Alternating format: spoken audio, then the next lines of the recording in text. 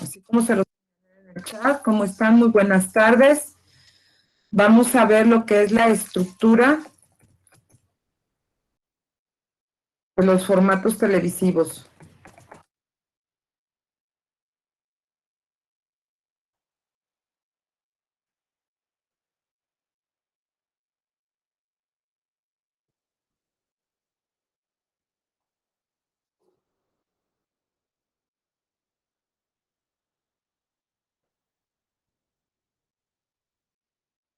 Buenos días.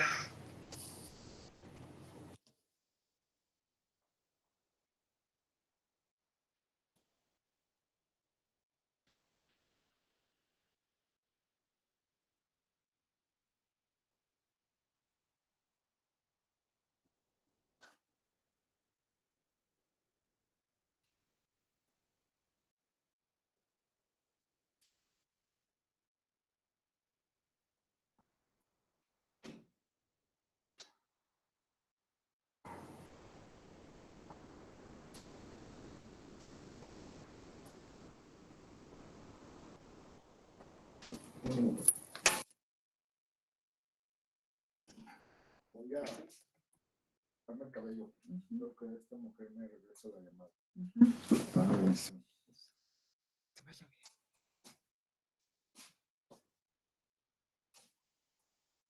Y como siempre, chicos, inicio con la presentación del programa. Estoy esperando a ver si alguien más llega, se conecta, quiere compartir sus conocimientos con nosotros.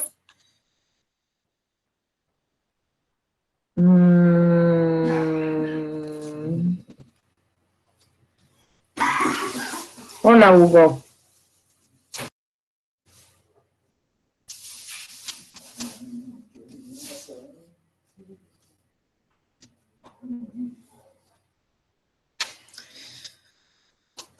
Y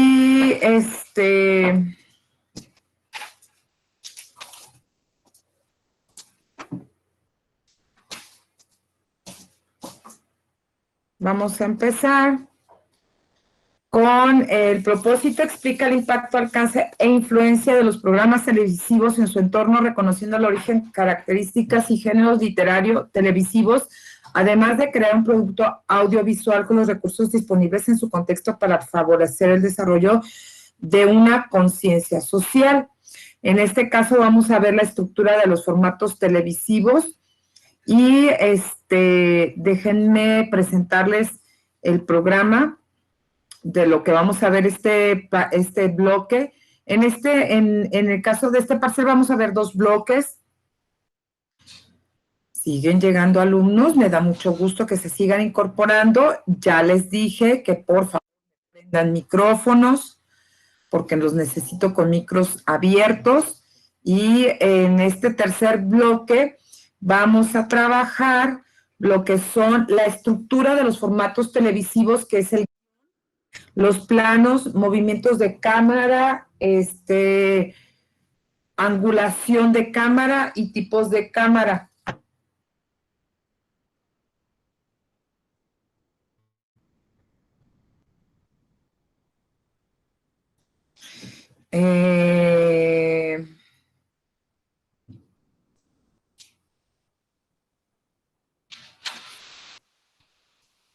Y bueno, como habilidades tenemos el analizar la estructura del lenguaje audiovisual en la televisión. Debemos, en el aprendizaje esperado, pues deduce el impacto que tienen los programas de televisión en la sociedad a partir de reconocer los elementos del análisis del discurso de forma crítica con finalidad de favorecer una conciencia social. Es que los voy a poner a ver la tele, algo que no hacen, ¿verdad?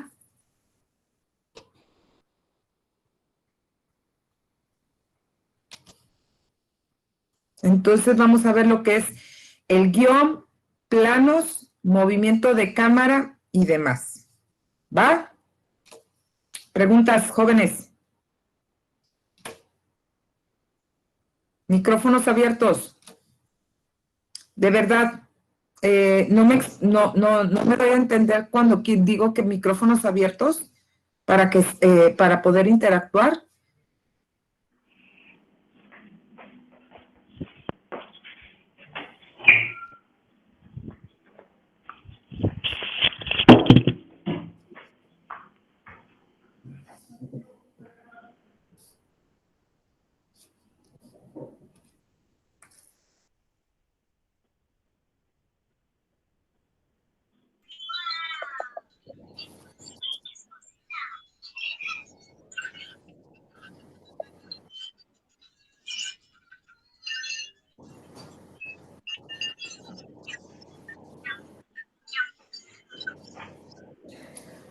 El área de ciencias de la comunicación es un poco compleja. Entonces, sobre todo porque el sistema o el proceso de comunicación suele ser muy confuso. Entonces, es importante que nosotros tengamos y manejemos los diferentes métodos y medios para poder trabajar con el trabajo, con el material y con toda la información y con todos los contenidos. Entonces, voy a empezar a transmitirles ahorita lo que viene siendo,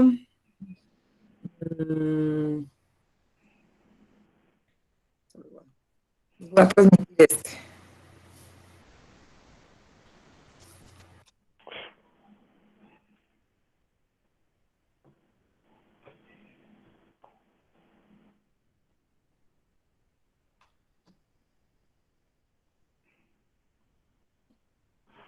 Es un guión gráfico o el storyboard.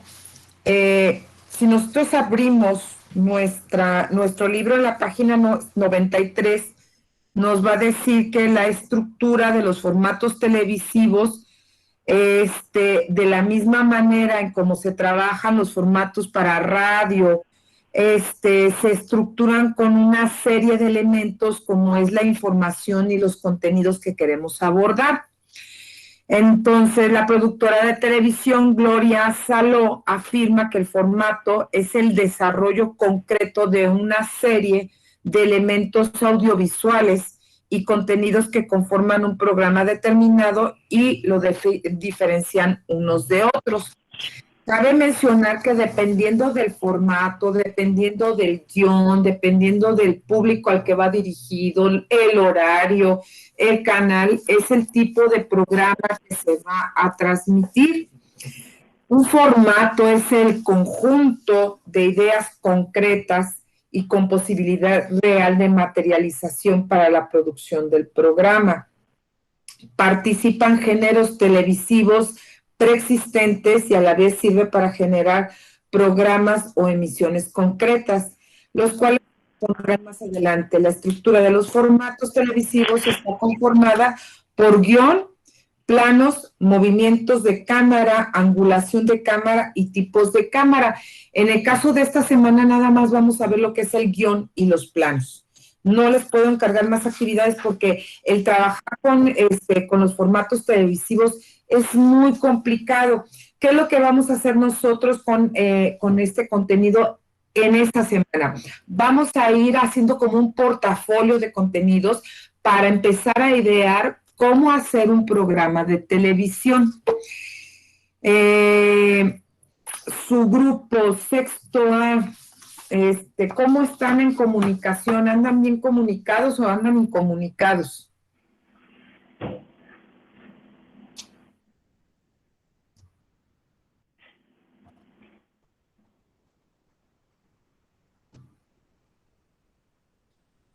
Jóvenes, ¿cómo andan en su proceso de comunicación como grupo?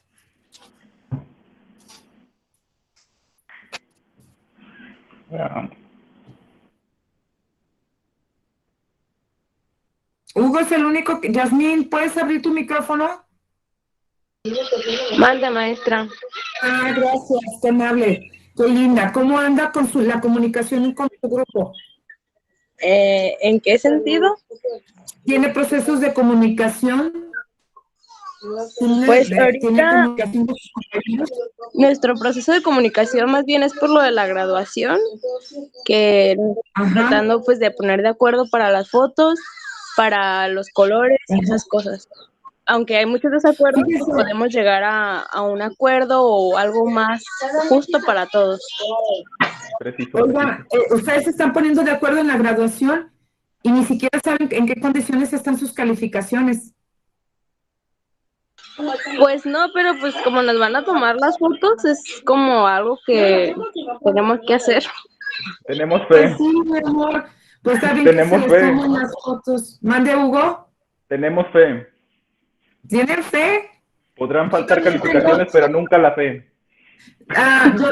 Yo tengo fe que un día me hagan caso y que realmente se metan a trabajar el contenido de ciencias de la comunicación porque es básico para su formación, ya sea que al terminar la preparatoria se integren a la vida laboral o que continúen con una carrera profesional. No saben cómo los procesos de comunicación y cómo la adquisición y el desarrollo de todos estos contenidos en un futuro les va a servir. Y están más enfocados en una fiesta, en ponerse de acuerdo en algo, que está bien, no está mal, es motivante, qué bueno, pero métanse también a la chamba de las actividades, porque prioricen, están en el 2 cuando deben de estar en el 1. Por eso les digo, sí saben en qué condiciones están en su trabajo académico. Pues eso ya depende de cada quien, ¿no, maestra? Ya cada uno sabe como que su calificación, lo que va entregando, lo que hace, lo que al no final de hace. cuentas es un grupo. Entonces yo, por ejemplo, si quiero dejarles alguna actividad, en este caso, que es tan complicado el formar o el desarrollar formatos de televisivos, si se los quiero dejar en trinas, pues ¿cómo sé que se los puedo dejar en trinas? ¿Cómo sé si puedo contar con las trinas? Aquí tengo a Brandon Gabriel, a Fernanda Saraí, a Araceli, a Katia, a Citlali Guadalupe, a Fernanda, a Omar, a Fernando, a Marlene, ¿a quién más? A José María, a Jessica Guadalupe, con ausencias de desarrollo en los contenidos temáticos.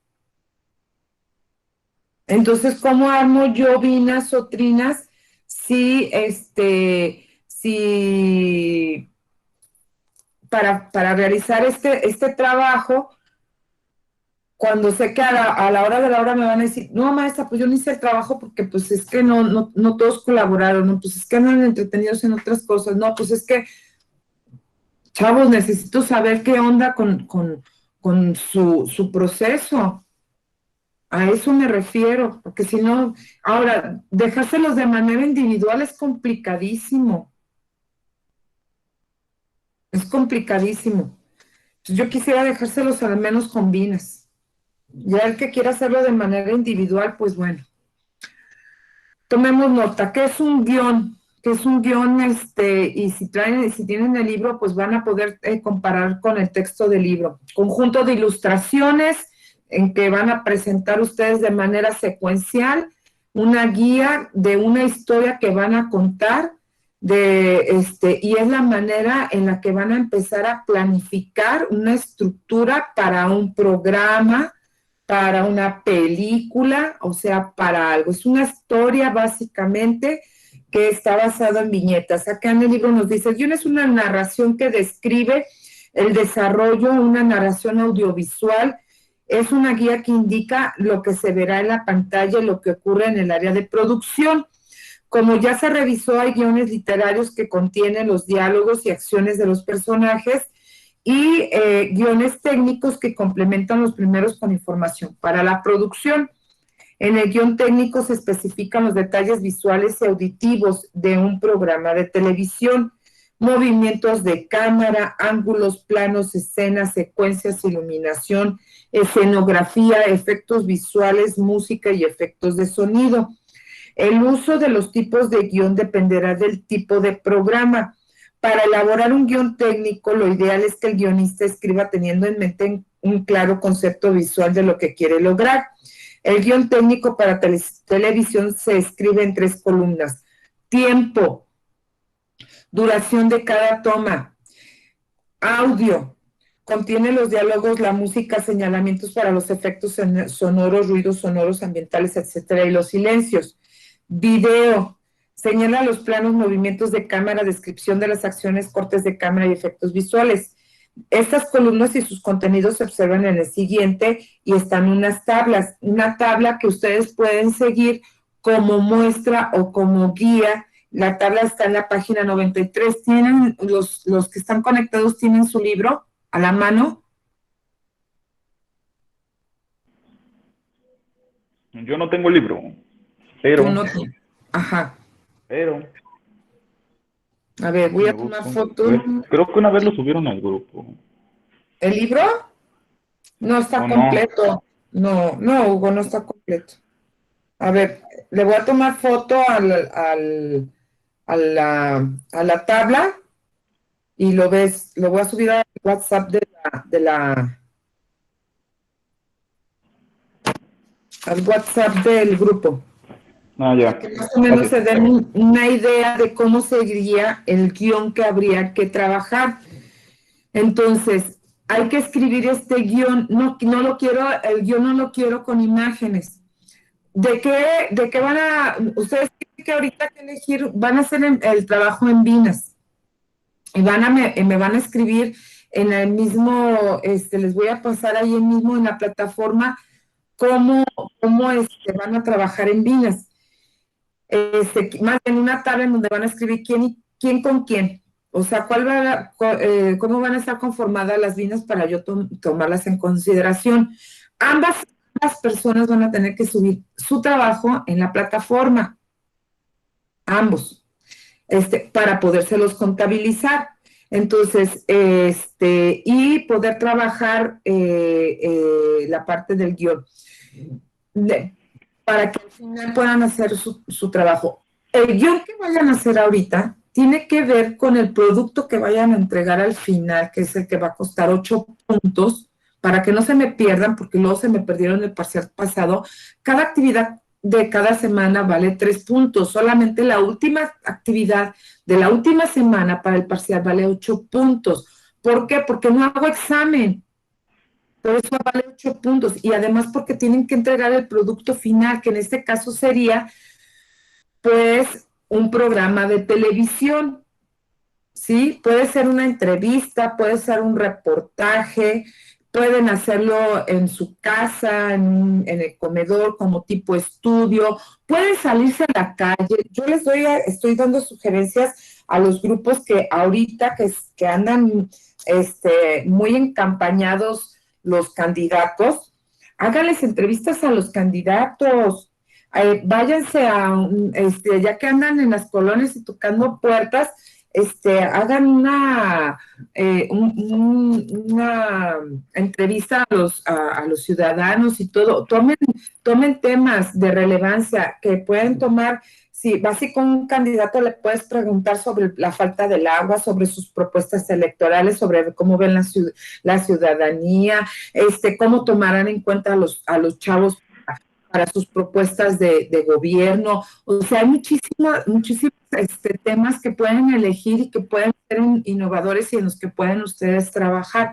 ¿No quieren cuestiones políticas? Bueno, pues se van con la familia, se van con los amigos, o se hacen una entrevista entre dos, o pueden hacer un monólogo como lo hago yo con ustedes aquí, el monólogo de trabajar un contenido temático de algo y que no dure mucho. El programa que ustedes pueden grabar y que pueden montar a lo máximo 5 minutos para que puedan abordar el contenido temático. Y pueden incorporarles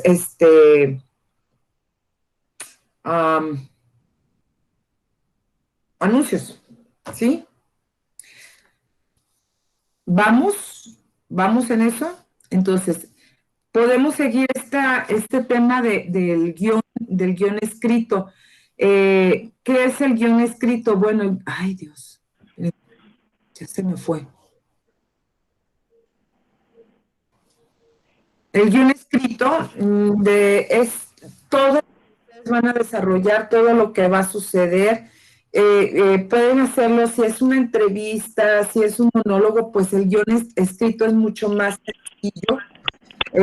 Y recuerden que esto, bueno, tiene que estar muy, muy parecido a una narrativa, como si lo estuviéramos leyendo en cuentos, así como lo plantean aquí en este documento.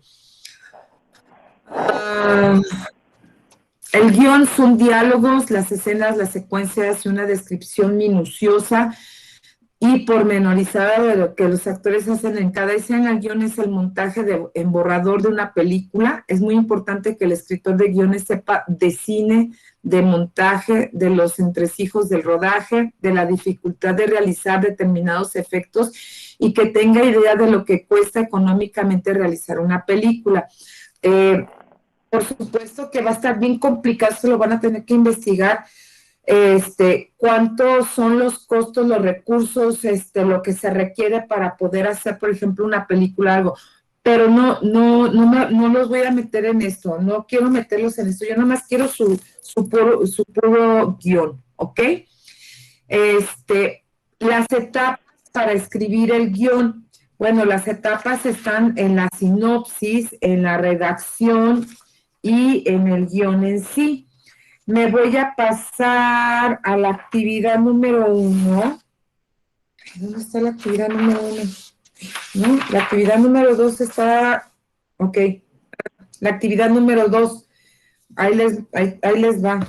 Ahí te va, Hugo. Y te la estoy pasando nada más porque estás conectado. Si no, no les pasaría nada.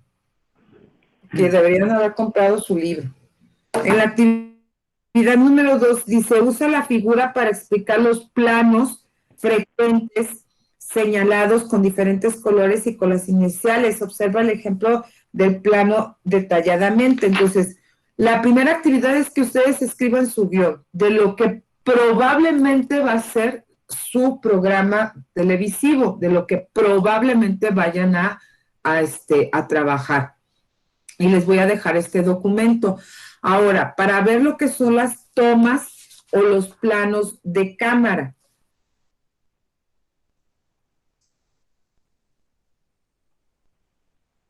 Espérenme tantito.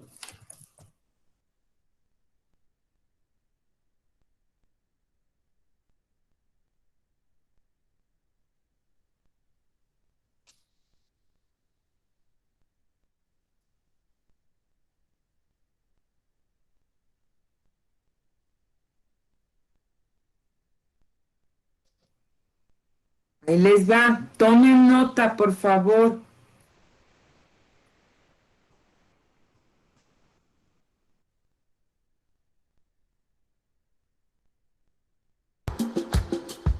¿Quieres saber cómo se llaman los movimientos de cámara que se usan en cine y en producción de vídeo?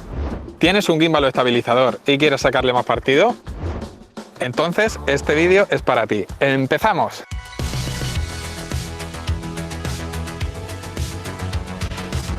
Continuamos hablando del lenguaje audiovisual y probablemente este es el vídeo más difícil que he hecho hasta la fecha. Cuando hablamos de los tipos de planos según el tamaño y de los ángulos de cámara, más o menos los llamamos igual en todos los países hispanohablantes. Con los movimientos de cámara la cosa se complica. Llevo meses dándole vueltas a este vídeo y consultando a otros amigos y amigas cineastas y nadie llama exactamente igual a todos y cada uno de los movimientos. Además, hay muchas combinaciones posibles. Así que para que tengáis una visión lo más amplia posible, vamos a ver muchos ejemplos de movimientos de cámara con algunos de los nombres que pueden adoptar. Tened en cuenta que si no vivís en España, a estos movimientos de cámara puede que le llaméis de una forma diferente, así que os invito a que participéis y aportéis vuestra experiencia a la comunidad de Aprender Cine, dejando en los comentarios los nombres con los que conocéis estos movimientos de cámara, que aquí estamos para aprender unos de otros, y nunca se deja de aprender. También veremos cómo se llaman en inglés para que podáis entender las abreviaturas de un guión técnico, como este de Parásitos, que es una joya. Vamos al lío. Tipos de movimientos de cámara. A muy grandes rasgos se suele decir que hay dos tipos de movimientos de cámara físicos y movimientos de cámara ópticos. Como podéis ver, el resultado es muy distinto si movemos la cámara físicamente hacia adelante, así lo hacemos haciendo zoom sin desplazar la cámara, que sería un movimiento óptico. Luego hablaremos en profundidad de los movimientos ópticos y veremos algunos usos que podemos darle. Pero vamos primero con los movimientos de cámara físicos, porque los hay de muchos tipos y el que acabamos de ver es solo uno de ellos. Movimientos de cámara físicos. Cuando hablamos de movimientos de cámara físicos, también los hay de dos tipos, los que tienen desplazamiento de la cámara sobre su propio eje y los que no. Yo lo voy a hacer con un gimbal para que lo veáis en acción de una forma más clara. Panorámica. La panorámica es un movimiento de la cámara sobre su propio eje horizontal, es decir, una rotación de la cámara de izquierda a derecha o viceversa. La percepción como espectadores es la de un movimiento similar a cuando giramos la cabeza. En un guión técnico lo podemos abreviar escribiendo pan, que es como se le llama en inglés. Cuando trabajamos en equipo usamos el verbo panear para indicarle a la persona que opera la cámara que realice este movimiento. La llamada panorámica de seguimiento cumple la función de seguir el recorrido de un sujeto o de un vehículo que se mueve. La panorámica de reconocimiento o descriptiva hace un recorrido por la escena para permitir que el espectador se fije en todos los detalles del escenario o para mostrarnos una visión general de un lugar, y puede usarse como un plano subjetivo si viene precedida de un plano corto de un personaje que está mirando un escenario. También nos puede servir para revelar algo que no estaba al empezar el plano, como el nombre de un sitio o un personaje que no esperábamos causando sorpresa. Barrido. Cuando hacemos una panorámica muy rápida que produce imágenes borrosas durante el movimiento, le solemos llamar barrido. Con este tipo de panorámica lo que intentamos es atraer la atención hacia la siguiente imagen. Entre sus funciones se incluyen las de comparar o contrastar personajes o lugares. Así imprimimos mucho más ritmo a ese vídeo o película. En inglés se llama whip-pan y es algo que le gusta usar mucho, por ejemplo, a directores como Damien Chazelle y Wes Anderson. El barrido se puede hacer directamente en cámara o se puede hacer en el montaje, uniendo dos planos grabados por separado. Para ello usaremos un corte en medio del movimiento para que no se note la transición. De esta forma podemos trasladar al espectador en el tiempo o en el espacio, dando sensación de ser un solo plano con continuidad. Tilt o panorámica vertical. El tilt es cuando la cámara se mueve en vertical, pero sin desplazar el eje horizontal. Puede ser arriba o abajo o viceversa. Y el término proviene del inglés directamente sin traducción. Aunque he de decir que a mí en la universidad me lo enseñaron como panorámica vertical y me lo llaman así. En cualquier caso, el término más usado es tilt, para que no nos volvamos locos. Cuando miramos hacia arriba es tilt up y cuando miramos hacia abajo es tilt down. Y entre otras funciones nos puede ayudar a revelar a un personaje o a un lugar o a mostrar una relación de superioridad o inferioridad cambiando el ángulo de picado a contrapicado o al revés. Roll. El roll es un movimiento de rotación sobre el llamado eje Z. Cuando es un giro completo de 360 grados hay quien le llama plano Inception, porque Christopher Nolan lo hizo famoso con esta escena. Pero vamos, que se llama roll, que significa rotar. El roll obviamente es muy espectacular porque se sale de lo natural. Es, digamos, un plano imposible para nosotros, que no podemos girar la cabeza así. Así que cuando lo uséis, intentad que esté justificado. Por ejemplo, en El Caballero Oscuro, Nolan utiliza un movimiento de roll en un momento en el que parece que Batman ha vencido al Joker, pero el Joker tiene un as en la manga y al mismo tiempo que pone las cartas sobre la mesa, la cámara gira para darle la vuelta a la situación. Puede quedar muy bien cuando tenemos una composición en la que hay una forma circular o hay un movimiento circular que acompañamos con la cámara. Movimientos de cámara con desplazamiento. De forma muy generalizada, en español llamamos traveling a cualquier desplazamiento físico de la cámara hacia adelante, atrás, izquierda o derecha, arriba o abajo o en diagonal. Aunque ahora veremos que hay muchas variantes cuando vayamos uno a uno y pueden adoptar nombres muy específicos según la dirección que tomen o la función que cumplan. Hay también quien le llama específicamente dolly cuando es hacia atrás o hacia adelante. Los términos dolly y traveling precisamente provienen de las herramientas o plataformas con las que se han hecho los movimientos de cámara durante muchos años. Y se siguen haciendo cuando hablamos de un nivel profesional. Un dolly es una plataforma o un carrito que puede ir con ruedas o sobre unas vías, y precisamente a esos raíles que parecen vías de tren se le llaman vías de travel. Traveling in. Si el movimiento de la cámara es hacia adelante, se suele llamar traveling in, dolly in, traveling de acercamiento o traveling hacia adelante. En inglés se llama push in, que significa empujar hacia adentro. Este movimiento nos ayuda a sumergirnos en un sitio. También puede acercar al espectador hacia un personaje para enfatizar un momento de revelación, una emoción, una frase que vaya a decir o algo que esté a punto de hacer. Y por ejemplo, si lo hacemos de forma lenta y sutil, puede acercarnos al conflicto de un personaje. Pero también podríamos usarlo para crear tensión acercándonos a un teléfono sonando, una puerta que está a punto de abrirse, y también puede revelar información que no se ve en un plano más general o para dirigir la atención hacia un específico. Traveling out. El movimiento inverso sería el traveling out o dolly out o traveling de alejamiento o hacia atrás. En inglés se le llama pull out, que significa salir o extraer. Normalmente produce el efecto contrario, es decir, distanciamiento, por lo que puede tener una connotación de desconexión de los personajes o de ese entorno. Pero no siempre, porque también podemos empezar con un plano de detalle y revelar poco a poco el escenario pasando a un plano más amplio. E incluso se podría usar para revelar a un personaje con una sensación más envolvente que la de una panorámica o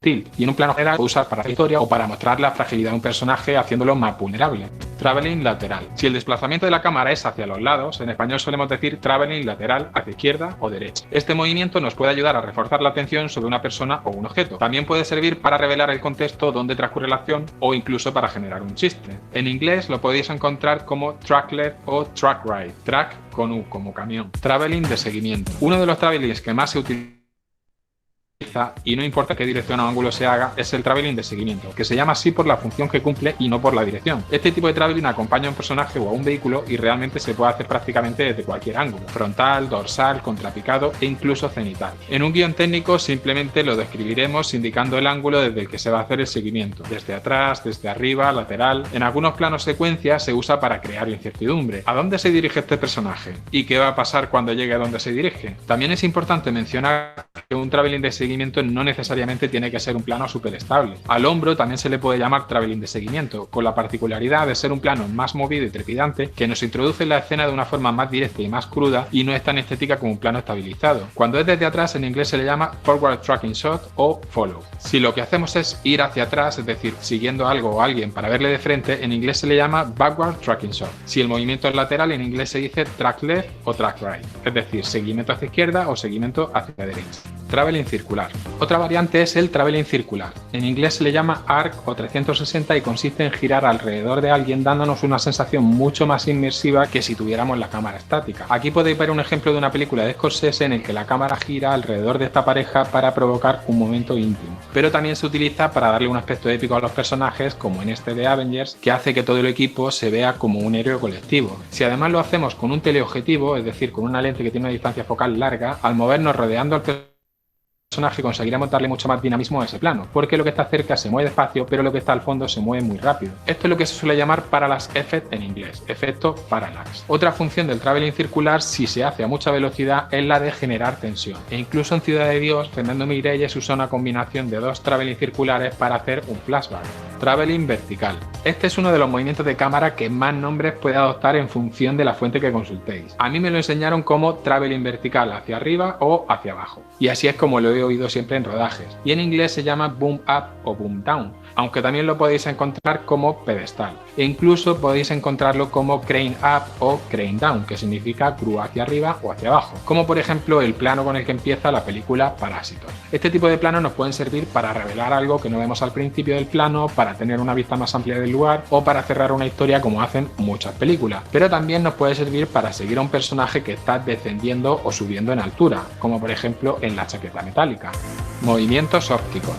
Los llamados movimientos de cámara ópticos en realidad son movimientos dentro de la óptica más que un movimiento de cámara, porque lo que se mueve son las lentes. Pero la mayoría de libros lo recogen como un movimiento de cámara, porque el espectador sí lo percibe como un movimiento del encuadre que se cierra o se abre para acercarse o alejarse. En palabras más sencillas, hacemos zoom in o zoom out. Y es importante distinguir entre dos tipos de zoom: el zoom óptico y el zoom digital. El zoom óptico se puede hacer cuando usamos un objetivo o lente de focal variable, llamado también objetivo zoom, y cuando hacemos un zoom óptico en realidad estamos modificando la llamada distancia focal, y esto tiene consecuencias sobre la imagen. A diferencia del traveling, cuando usamos el zoom de acercamiento, la distancia entre los objetos se comprime, el ángulo de visión se estrecha y el fondo se desenfoca, porque la profundidad de campo es menor. Pero de la profundidad de campo ya hablaremos en otro vídeo, porque da para un vídeo entero. De momento lo tenéis explicado en un artículo de aprendercine.com. Lo importante es que entendamos que la percepción visual y de la distancia entre los objetos cambia a medida que hacemos zoom in o zoom out. No es un movimiento que percibamos como natural, porque nosotros no tenemos zoom en nuestros ojos. Para poder ver algo de cerca, o nos acercamos o usamos unos prismáticos, pero que sea algo artificial no quiere decir que sea una mala opción. Todo depende de lo que queramos contar o del estilo que queramos imprimir a nuestro vídeo o película. Y aunque alguien dice que el zoom no es muy cinematográfico, hay muchísimos grandes directores que lo han usado: Scorsese, Kubrick, Kieslowski, Agnès Varda, Sergio Leone y por supuesto Quentin Tarantino, que en concreto usa mucho un tipo de zoom: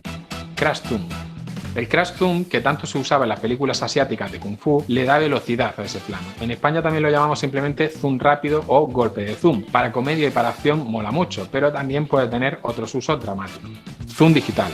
Con la aparición de las imágenes digitales también apareció el concepto de zoom digital. El zoom óptico se consigue moviendo las lentes dentro de un objetivo y el zoom digital es una ampliación de la imagen. Por lo tanto, la imagen puede perder definición y calidad, porque básicamente es una ampliación artificial y reescalada, como cuando ampliamos una foto en nuestro teléfono. Aunque hay que tener en cuenta que hoy en día también hay smartphones que hacen zoom digital con mucha calidad a base de tratar la imagen con software. Y en muchas películas se usa zoom digital en la fase de montaje porque hoy en día casi siempre se rueda con una resolución superior a la de la película o vídeo final, Rack Focus. Y ya que hemos hablado del zoom, también quiero hablaros de otro movimiento óptico que no se suele citar como movimiento de cámara, pero es un recurso que nos permite generar movimiento interno dentro de un plano cambiando el foco o plano focal. Este se produce cuando tenemos una imagen con dos términos de profundidad y hay uno enfocado y otro desenfocado.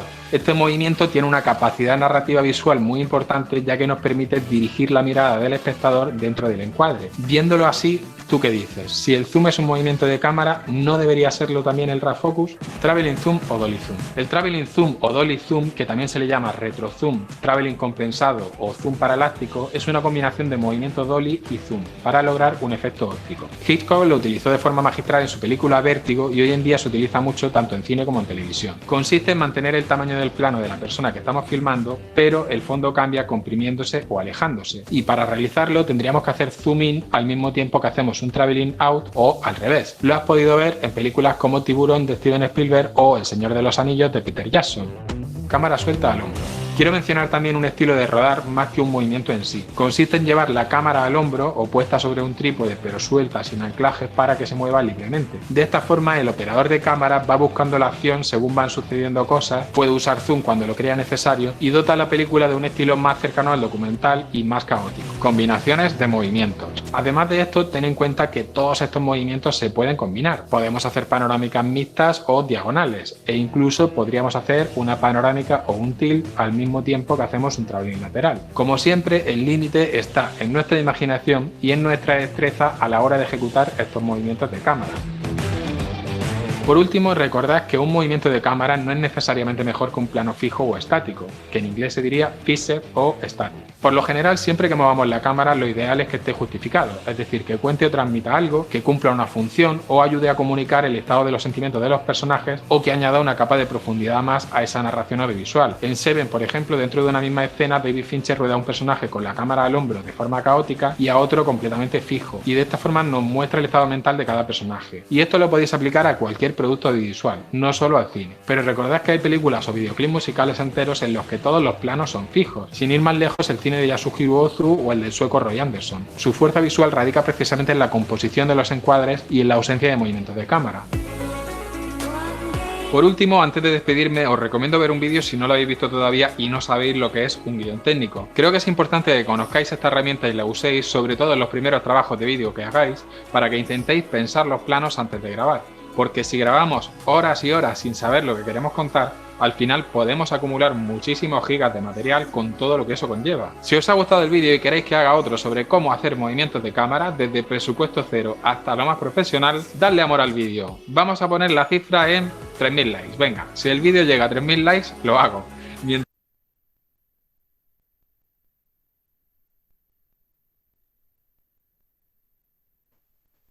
A ver, chavos, les creció las dudas de cómo van a hacer su video, o ya saben cómo lo van a hacer.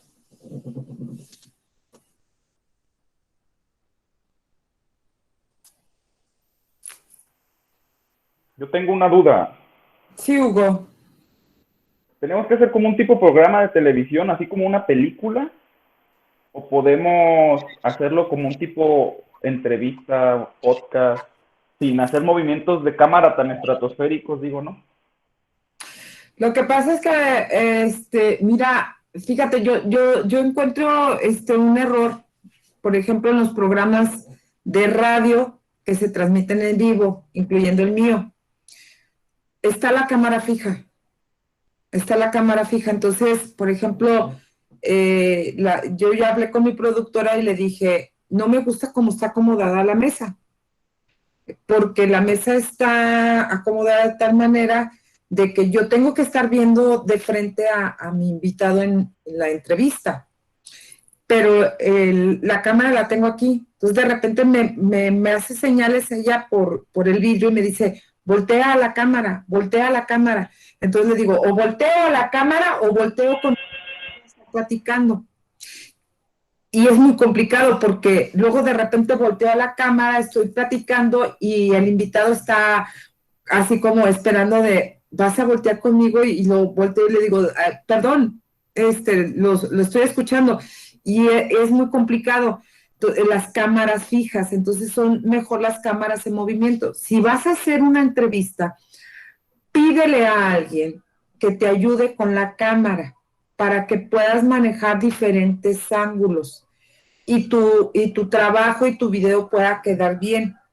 Que esto es algo que se hace muy comúnmente en los programas de televisión. En los programas de radio, pues no lo hacen así.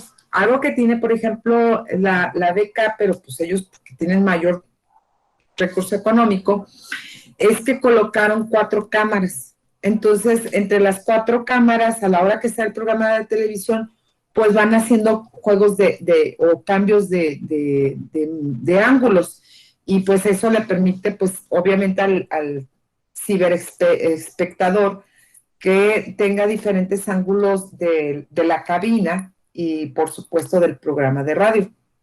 Entonces, si nos vamos directamente ya a lo que es un programa, aunque sea de noticias, un programa televisivo, vas a ver que mínimo tienen 2 cámaras que generan diferentes tipos de ángulos y las cámaras tienen movimiento. ¿Por qué? Porque pues es para poder ver los diferentes ángulos, tanto del conductor que está dando la noticia, como de si tiene invitados. Y, por ejemplo, en la producción de televisión, si tú estás en el noticiero, pues hay diferentes enfoques. Hay el enfoque de frente, lo alejan, lo acercan, y luego de lado, y luego hacen rondines, se van a pantalla donde colocan video.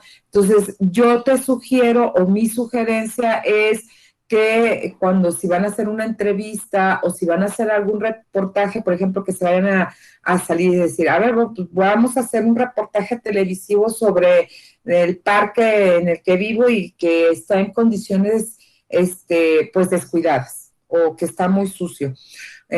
Vas a tener que tener diferentes ángulos de movimiento y, por ejemplo, generar estos alejamientos y acercamientos de los enfoques o del objeto al que vas a tomar. ¿Me expliqué, Hugo? Sí, entonces la cámara no tiene que estar estática. No. Pero, ¿cuántas personas tiene que ser el equipo? 2. ¿Solo 2? 2. No pueden ser 3 porque uno tendría que quedarse de camarógrafo.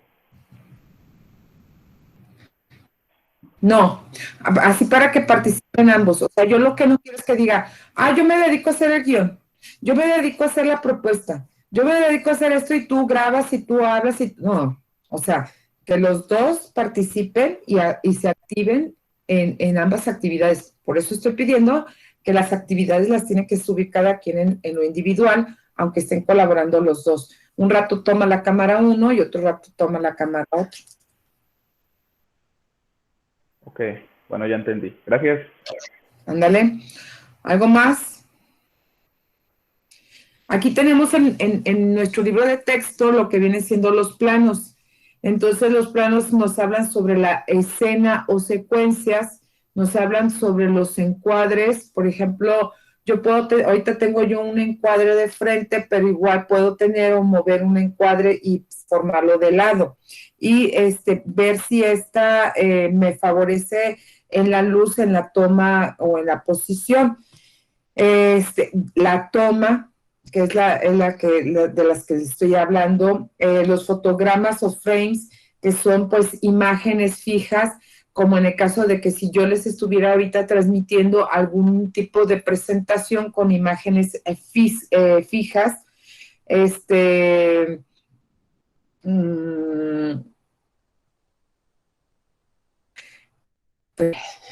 y luego tenemos los planos frecuentes, que hay un plano de secuencia, que es más o menos como lo que estaba explicando el chavo en el video, que muchas veces se editan para que estos planos puedan tener supuestamente una relación, aunque sean diferentes tomas. Y luego tenemos el plano general, que es un plano panorámico, o sea, como cuando tomamos desde arriba de un edificio, tomamos todo un escenario. Está el gran plano, el gran plano general, el plano en conjunto cuando tomas a un grupo, el plano completo cuando está con todo el escenario y el objeto al que vas a tomar, el plano americano, el plano medio corto, el primer plano, el primerísimo plano, primer plano, el plano detalle, que los estuvo explicando este chavo en el video va a estar en la plataforma para que lo puedan volver a ver.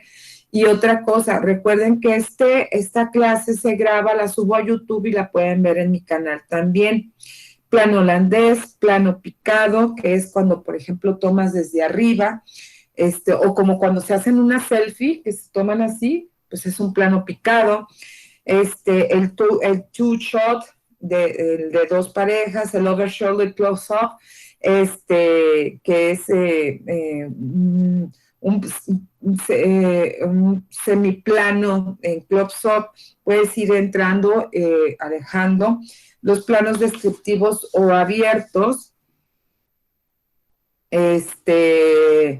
y los planos narrativos y los planos cortos. Entonces, todos estos planos que les estoy explicando y que vienen en su libro son para hacer su actividad. ¿Qué actividad van a hacer? El guión narrativo en su tablita y la foto de la chava. Pero porque esto les va a ir construyendo o les va a ir dando guía para su programa televisivo que van a tener que subir al final, en la última semana del parcial como producto final. ¿Ok? Ya están preguntando ahí en el grupo que esto para qué. O sea, alguien aclárele a Jesús que debería de estar en clase para que supiera para qué. Alguien que me haga el favor de contestarle, ¿no? Bueno, chavos, entonces, pues así son las actividades que se van a dejar esta semana. Ahorita se las subo a plataforma, ¿ok?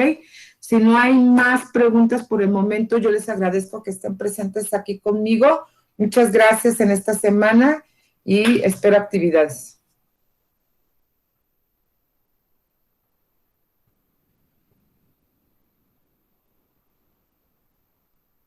Ay, alguien.